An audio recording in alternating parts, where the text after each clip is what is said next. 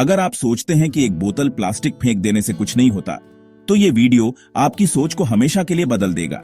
क्या आपने कभी किसी ऐसे देश के बारे में सुना है जो समंदर के बीच में तैरता है, जो किसी मैप पर नहीं है, जिसकी कोई सरहद नहीं, कोई प्राइम मिनिस्टर नहीं, एक भी सिटीजन नहीं, फिर भी वो धरती की सबसे डेंजरस जगहों में से एक है? मैं बात कर रहा हूं प्लास्टिक किंगडम की, या जिसे scientists the great Pacific garbage patch कहते हैं। ये यूएस और हवाई के बीच फंसा हुआ है, और सुनो, ये करीब 1.6 मिलियन स्क्वायर किलोमीटर जितना चौड़ा है। ये फ्रांस से 3 गुना या इंडिया के आधे हिस्से जितना है। पर ये हरा भरा नहीं है, इसमें जान नहीं है, और ये पक्का ऐसी कंट्री नहीं जहां आप जाना चाहेंगे।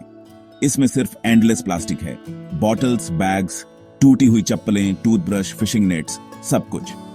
1.8 ट्रिलियन से ज्यादा टुकड़े सब एक साथ तैर रहे हैं, वो कचरा जो हमने दशकों में फेंका है। तो ये सब कचरा इकट्ठा कैसे हुआ? ओशन करेंट्स, जिन्हें जायर कहते हैं, वो बड़े बड़े स्पाइरल की तरह काम करते हैं। हमारे कचरे को नदियों और कोस्टलाइन से खींचकर एक बड़े पैच में इकट्ठा कर देते हैं। ऊपर से देखने पर यह समंदर का नीला पानी लग सकता है, पर नीचे ये समुद्री जीवों के लिए एक जानलेवा जाल है। हर साल लाखों समुद्री जीव, कछुए, डॉल्फिन, व्हेल, मछलियां इस प्लास्टिक को खाना समझ लेते हैं। वो इसे खा लेते हैं, जिससे उनका पेट भर जाता है, पर उन्हें जीरो न्यूट्रिशन मिलता है, और आखिर में वो भूख से मर जाते हैं। दूसरे फिशिंग नेट्स और प्लास्टिक रिंग्स में फंस जाते हैं, और धीरे धीरे दम घुटने से मर जाते हैं। पर सबसे डरावनी बात क्या है?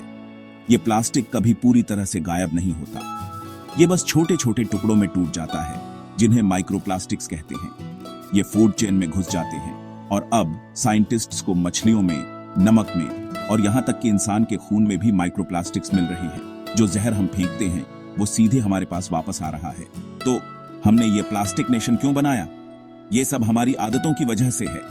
हर साल इंसान 350 मिलियन टन से ज्यादा प्लास्टिक बनाते हैं। इसका एक बड़ा हिस्सा सिंगल यूज होता है, कुछ मिनटों के लिए यूज होता है, फिर फेंक दिया जाता है। इसका ज्यादातर हिस्सा रिसाइकल नहीं होता।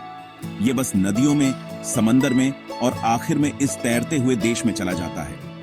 कुछ ग्रुप्स जैसे दी ओशन क्लीनअप इस समुद्री कचरे को इकट्ठा करने की कोशिश कर रहे हैं, पर यह काम बहुत बड़ा है, क्योंकि प्लास्टिक बिखरा हुआ है, छोटा है, और अक्सर पानी के नीचे होता है। तो इसका एक छोटा सा हिस्सा भी साफ करने में सैकड़ों मशीनों और सालों लग सकते हैं। इसलिए असली सॉल्यूशन सिर्फ क्लीनअप नहीं है, ये प्रिवेंशन है। अगर हम अपनी आदतें बदलें, सिंगल यूज प्लास्टिक कम करें, और फेंकने से पहले सोचें, तो हम इस देश को और बड़ा होने से रोक सकते हैं। क्योंकि सच कहें तो कोई भी प्लास्टिक किंगडम में नहीं रहना चाहता। ऐसे और वीडियोस के लिए सब्सक्राइब करें। Syllabus of facts.